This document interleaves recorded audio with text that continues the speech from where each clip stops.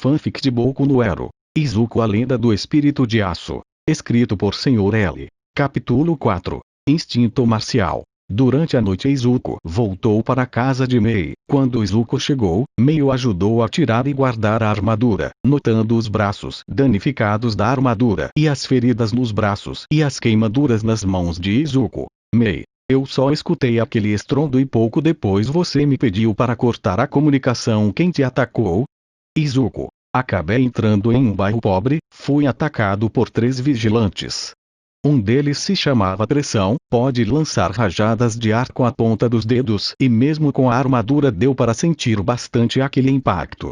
A força dele nos dedos é muito grande, ele que danificou os braços da armadura e meus braços só apertando eles, tive que jogar sujo para ele me soltar.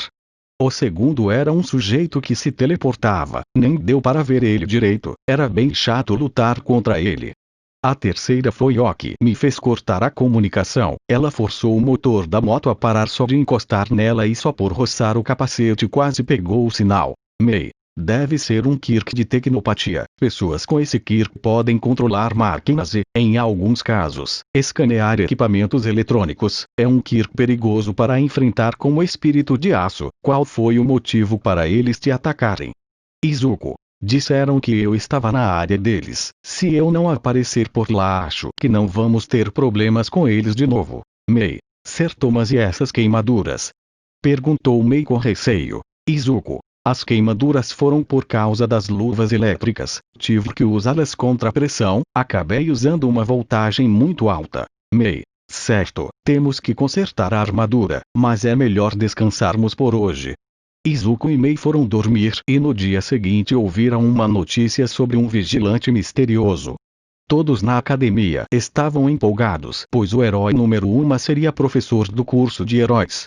Em um intervalo antes da aula de suporte, Izuku terminava de guardar as peças da armadura no laboratório, e no caminho de volta foi abordado por Almighty, que estava acompanhado por Melissa. Almighty. Olá jovem Midoriya, soube que entrou para o curso de suporte, suponho que a jovem Atsumi também deve estar aqui. Izuku, claro, estamos os dois no curso de suporte e conseguimos nosso próprio laboratório. Almighty, vejo que está se esforçando, eu gostaria de apresentar Melissa Shield, minha sucessora. Melissa, é um prazer conhecer você. Izuku Midoriya. Izuku, ouvi falar de você, você que destruiu aquele robô gigante de 0 pontos, pelo que eu ouvi foi um momento incrível. Melissa, eu só quis salvar uma aluna presa, acabei usando 100% do Onifural sem querer, meu corpo ainda não suporta os 100%. Almighty, não desanime, você já é capaz de usar os 10%. Melissa, sim, mas se eu quiser ser a sucessora do herói número 1 tenho que ser mais poderosa.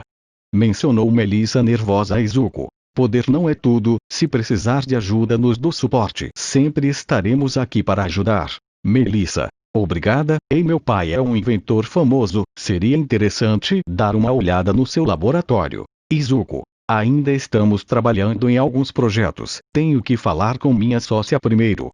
Afirmou Izuku de forma nervosa. Nas semanas seguintes, Izuku e Mei realizaram suas tarefas normais de suporte e aos poucos consertaram a armadura, melhorando as luvas especiais para suportar cargas elétricas maiores e proteger melhor as mãos de Izuku da eletricidade.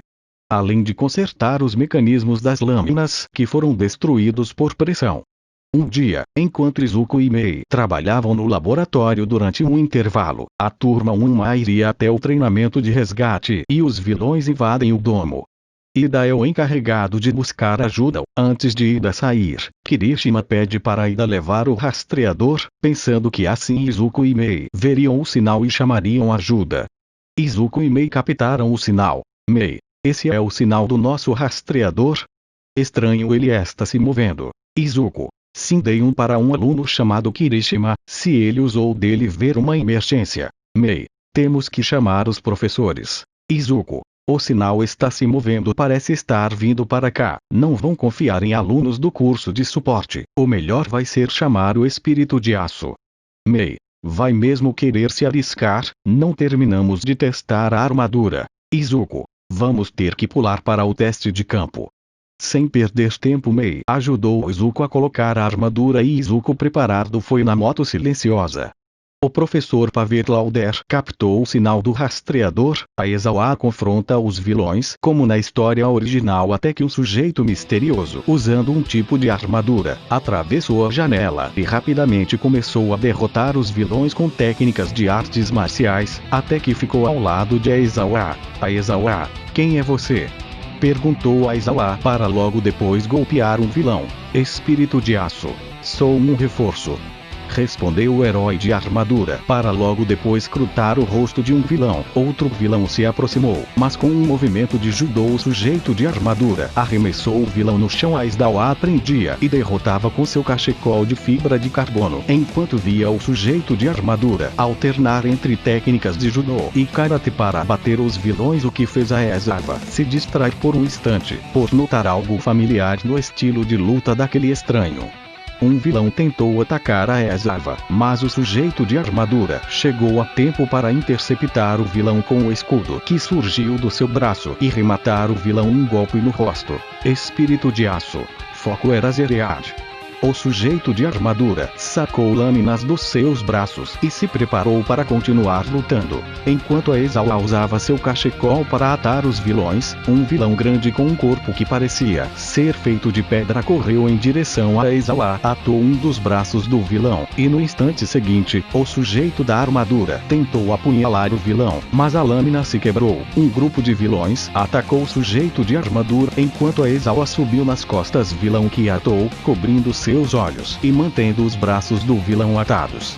Izuku lutava contra os vilões e viu como Aizawa manipulava o grande vilão como uma marionete. Correu em direção ao vilão atado enquanto ouvia o relógio em sua cabeça. Ao ver o sujeito de armadura se aproximando, Aizawa também começou a ouvir o relógio. Permitiu que o vilão lançasse um golpe, enquanto Izuku deslizou fazendo o ataque ir direto aos seus perseguidores. Mente de Aizawa. Eu já suspeitava, mas não tenho mais dúvidas. Esse garoto tem instinto marcial, pensou Aizawa sorrindo. Izuku em seguida ficou cara a cara com o vilão e usou as luvas especiais para dar um forte choque, fazendo o vilão desmaiar.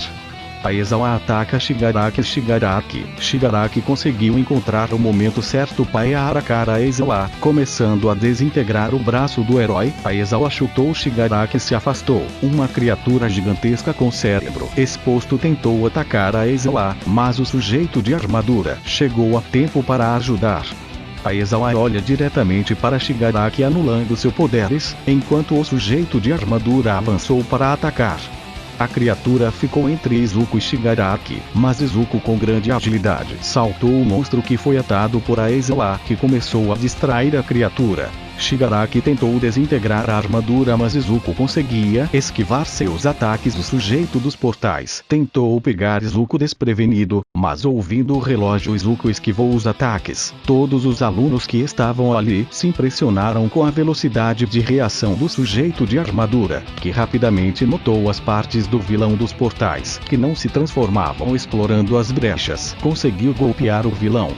Shigaraki, vendo que seu companheiro estava sendo atingido, tentou golpear Izuku, que rapidamente pegou os pulsos de Shigaraki, e sem pensar duas vezes, deslocou os pulsos do vilão, que gritou de dor. Em seguida deu uma joelhada e um golpe direto ao rosto. Shigaraki, que estava acabado, com os pulsos deslocados, não podia usar seus poderes. Izuku se preparou para arrematar, mas o vilão dos portais conseguiu mandar Izuku para outro setor do lugar. Aizawa não conseguiu mais parar a criatura, e foi submetido.